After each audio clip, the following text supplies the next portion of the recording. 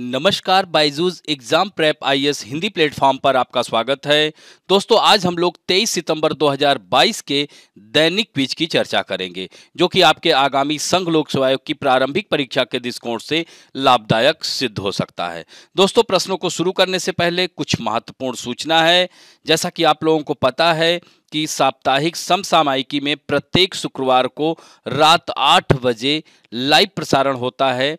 यह explain series में इस बार का टॉपिक है राष्ट्रीय लॉजिस्टिक्स नीति। तो इसमें आप लोग ज्यादा से ज्यादा भाग लें। और दोस्तों, अभी तक आप लोगों ने हमारे इस चैनल को सब्सक्राइब नहीं किया है तो प्लीज लाइक करें, कमेंट करें, सब्सक्राइब करें और दोस्तों को भी शेयर करें।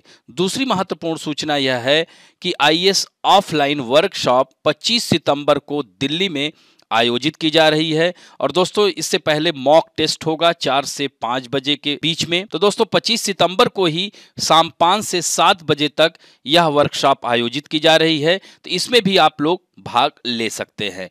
अब बढ़ते हैं आज के पहले प्रश्न की ओर। भारतीय दूरसंचार नियामक प्राधिकरण के संबंध में निम्नलिखित कथनों पर विचार कीजिए। पहला कथन है, भारतीय दूरसंचार नियामक प्राधिकरण की स्थापना भारतीय दूरसंचार नियामक प्राधिकरण अधिनियम 1997 द्वारा की गई थी। यह कथन एकदम सत्य है। दूसरा कथन है, ट्राई अधिनियम को वर्ष 2000 में संशोधित किया गया था, जिसके तहत ट्राई के न्यायिक और विवाद निपटान के लिए एक दूरसंचार विवाद निपटान और अपीलीय न्यायाधिकरण, जिसे टीडी-सैट कहते हैं, की स्थापना की गई थी। यह भी कथन एकदम सत्य है।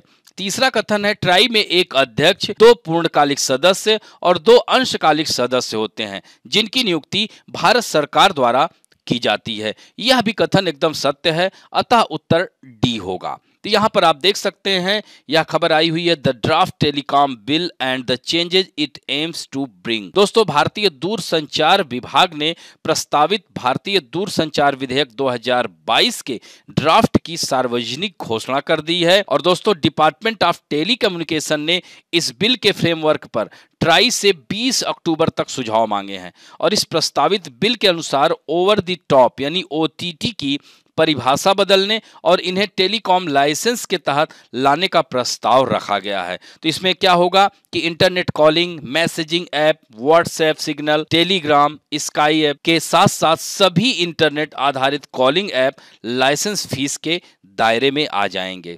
और यह काफी दिन से इस पर चल रहा था। तो दोस्तों, भारतीय दूरसंचार नियामक प्राधिकरण, जो कि भारत में दूरसंचार पर नियंत्रण हेतु एक स्वायत्त नियामक प्राधिकरण है और इसका गठन 1997 में किया गया था, जैसा कि कथन में दिया गया है। और दोस्तों, इसका कार्य यही है कि यह नए सेवा प्रदाता की आवश्यकता और उनकी सेवा शुरुआत का समय निर्धारण करता है, सेवा प्रदाता को दिए जाने वाले लाइसेंस की शर्त का निर्धारण करता है, लाइसेंस संबंधी शर्त के अनुपालन को भी यह सुनिश्चित करता है और स्पेक्ट्रम का कुशल प्रबंधन करता है।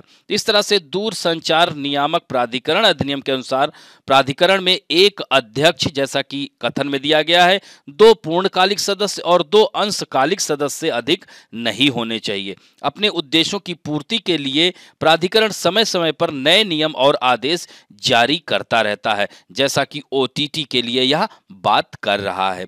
अब बढ़ते हैं दूसरे महत्वपूर्ण प्रश्न की ओर। भारत में 1098 हेल्पलाइन नंबर निम्नलिखित में से किससे संबंधित है? महिला अधिकार, बच्चों की हेल्पलाइन या अल्पसंख्यक कल्याण या आदिवासी हेल्पलाइन? तो दोस्तों, यह उत्तर बी होगा, बच्चों की हेल्पलाइन से संबंधित है। तो दोस्तों, यहां पर आप देख सकते हैं, centre likely to stop funding trust link to helpline 1098, यानी हेल्पलाइन 1098 से जुड़े ट्रस्ट फंडिंग को रोक सकता है केंद्र। तो मंत्रालय के अनुसार केंद्र सरकार चाइल्ड लाइन इंडिया फाउंडेशन को फंड देना बंद कर सकती है, जिसे 2 दशक पहले सरकार और गैर सरकारी संगठनों के बीच एक साझेदारी के रूप में स्थापित किया गया था, जो बच्चों की हेल्पलाइन 1098 का प्रबंधन और निगरानी करता है। तो दोस्तों, सरकार का यही कहना है कि अब सभी हेल्पलाइन सीधे सरकार चलाएगी, न कि किसी एनजीओ के जरिए। और दोस्तों, केंद्र सरकार के निर्देशों के अनुसार पूरे देश में आपातकालीन स्थिति के दौरान सहायता के लिए कुछ हेल्पलाइन नंबर हैं जिन्हें डायल करके आप तुरंत सहायता मांग सकते हैं। जैसे डायल 100 आपने सुना होगा। आपराधिक मामले या अपराधियों से संकट में घिरे होने की स्थिति में इस नंबर पर आप कॉल कर सकते हैं। इसी तरह से डायल 107 है, अगर कोई आपदा आई है तो आप इस नंबर पर कॉल कर सकते हैं। 108 में स्वास्थ्य संबंधी समस्या से संबंधित है। इसी तरह से डायल 101 में आग लगने की स्थिति में है। इसी तरह से डायल 1091 में महिलाओं की सुरक्षा को ध्यान में रखते हुए इस नंबर पर कॉल किया जा सकता है। और डायल 1098 बच्चों से संबंधित किसी भी समस्या के लिए आप इस नंबर पर कॉल कर सकते हैं। और डायल 112 इस नंबर पर कॉल करके अपनी सुरक्षा, अपराध व अन्य तमाम तरह की समस्याओं के दौरान मदद मांग सकते हैं।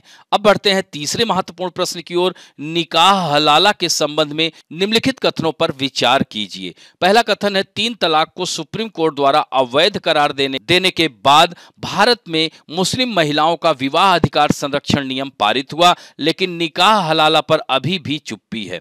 यह कथन एकदम सत्य है। चूंकि 3 तलाक को सुप्रीम कोर्ट द्वारा अवैध करार दे दिया गया है, यह कथन सत्य है। दूसरा कथन है, कुरान एक आदमी को अपनी पत्नी को अधिकतम 2 बार तलाक देने की अनुमति देता है। यह भी कथन एकदम सत्य है। तीसरा कथन है, सऊदी अरब में जहां तलाक के मामले बढ़ रहे हैं, वहीं हलाला के मामले भी तेजी से बढ़ रहे हैं। तो यहां पर यह कथन असत्य हो जाता है। नो डाउट सऊदी अरब में तलाक के मामले बढ़ रहे हैं, लेकिन वहां हलाला का कोई मामला सामने नहीं आया है। इसी तरह से यूनाइटेड अरब अमीरात, कुवैत और यमन से भी कोई मामला सामने नहीं आया है। भारत में सुप्रीम कोर्ट द्वारा ट्रिपल तलाक को अमान्य करने के बाद पारित मुस्लिम महिला विवाह अधिकार संरक्षण निकाह हलाला पर अभी भी चुप है। अधिनियम ने तत्काल 3 तलाक को एक आपराधिक अपराध बना दिया, लेकिन हलाला से दूर रहा, जो 3 तलाक के परिणाम स्वरूप अभी भी हो रहा है। तो इस तरह से आप देख सकते हैं कि तीसरा कथन असत्य है, अतः उत्तर 1 और 2 सही होगा, यानी उत्तर ए सही होगा।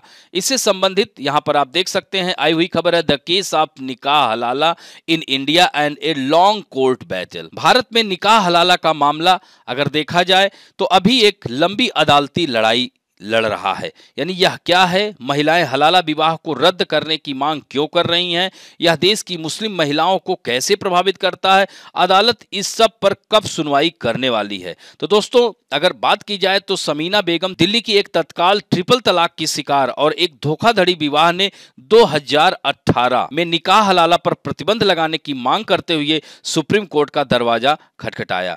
उसकी याचिका के बाद न्यायालय ने भारत सरकार, राष्ट्रीय मानवाधिकार आयोग, राष्ट्रीय महिला आयोग और राष्ट्रीय अल्पसंख्यक आयोग को नोटिस जारी किया। जस्टिस इंदिरा बनर्जी की अध्यक्षता वाली 5 जजों की बेंच इस अक्टूबर में मामले की सुनवाई करेगी। अब यहां पर देखा जाना है कि निकाह हलाला पर सुप्रीम कोर्ट क्या निर्णय लेती है। क्योंकि दोस्तों समीना बेगम ने एक जनहित याचिका दायर कर हलाला विवाह और बहु विवाह को रद्द करने की मांग की। उसने अदालत से यही अनुरोध किया है कि मुस्लिम पर्सनल लॉ शरीयत आवेदन अधिनियम 1937 की धारा 2 को मनमाना और संविधान के अनुच्छेद 14 और अनुच्छेद 15, अनुच्छेद 21 एंड अनुच्छेद 25 का उल्लंघन घोषित किया जाए। और उन्होंने अदालत से यह सुनिश्चित करने का अनुरोध किया है कि भारतीय दंड संहिता 1860 के प्रावधान सभी भारतीयों पर लागू हों। और उसने यह भी दलील की है कि निकाह हलाला आईपीसी की धारा 375 के तहत बलात्कार है। तो अब देखना है कि न्यायालय इस पर क्या निर्णय लेता है। अब बढ़ते हैं चौथे प्रश्न की ओर। 1997 का विनीत नारायण मामला निम्नलिखित में से किससे संबंधित था? सीबीआई में सुधार, उच्च न्यायालयों की न्यायिक समीक्षा शक्तियों की पुनर्स्थापना, सरकार द्वारा शुरू किए गए ईडब्ल्यूएस कोटा को समाप्त करना, या भारत में हाथ से मैला ढोने पर प्रतिबंध। तो इसमें उत्तर होगा सीबीआई में सुधार। तो यहां पर आप देख सकते हैं समाचार पत्र में आया हुआ फ्रीइंग द केज्ड पैरोट, यानी पिंजरे में बंद तोते को मुक्त करना। तो दोस्तों विनीत नारायण बनाम यूनियन ऑफ इंडिया, यह 1997 में यह मामला आया था।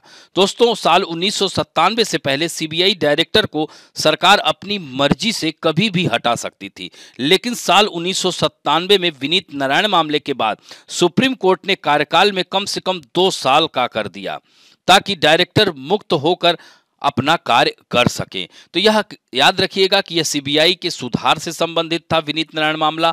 अब बढ़ते हैं 2019 में आए हुए प्रश्न की ओर। अप्रैल 2016 में निम्नलिखित में से किसने अपने नागरिकों के लिए सामान्य डेटा संरक्षण अधिनियम नाम से डेटा संरक्षण और गोपनीयता पर एक कानून बनाकर 25 मई 2018 को इसे लागू किया? ऑस्ट्रेलिया था, कनाडा या यूरोपीय संघ या यूनाइटेड स्टेट ऑफ अमेरिका? तो इसमें उत्तर होगा यूरोपीय संघ। तो दोस्तों यहां पर आप देख सकते हैं जीडीपीआर के बारे में यह दिया गया है। तो सामान्य डेटा संरक्षण अधिनियम ईयू, जिसे जीडीपीआर, यूरोपीय संघ और यूरोपीय आर्थिक क्षेत्र के अपने नागरिकों के लिए डेटा संरक्षण और गोपनीयता पर यूरोपीय संघ के कानून में यह एक अधिनियम है।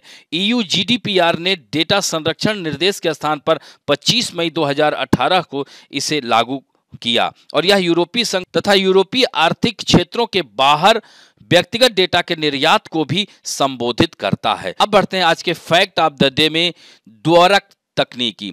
यहाँ पर देख सकते हैं DVORAK। तो यह द्वरक तकनीकी क्या है? यहाँ पर आप देख सकते हैं अमेरिकी मौसम विज्ञानी वर्नोन द्वरक का 100 वर्ष की आयु में निधन हो गया है। तो वह अमेरिकी मौसम वैज्ञानिक थे। इन्होंने 1970 के दशक की शुरुआत में द्वरक तकनीक का विकसित करने का श्रेय जाता है और तब से लेकर के अब तक इस तकनीक को कई बार अपग्रेड भी किया गया है। इस साल मई में एक सॉफ्टवेयर अपडेट के बाद इसे एडवांस द्वरक तकनीक नाम दिया गया, जिसे national oceanic and atmospheric administration के नेशनल हरिकेन सेंटर द्वारा बनाया गया है। तो यहाँ पर आप देख सकते हैं यह साइक्लोन का इसी तरह से पता लगाते थे। तो यह द्वरक तकनीक क्या थी? तो 1969 में वर्नोन द्वरक द्वारा इसे किया गया था, जिसमें उत्तर पश्चिमी प्रशांत महासागर के भीतर उष्णकटिबंधीय चक्रवातों के उपग्रह चित्रों का उपयोग किया जाता था और प्रणाली के रूप में इसकी शुरुआत में कल्पना की गई थी।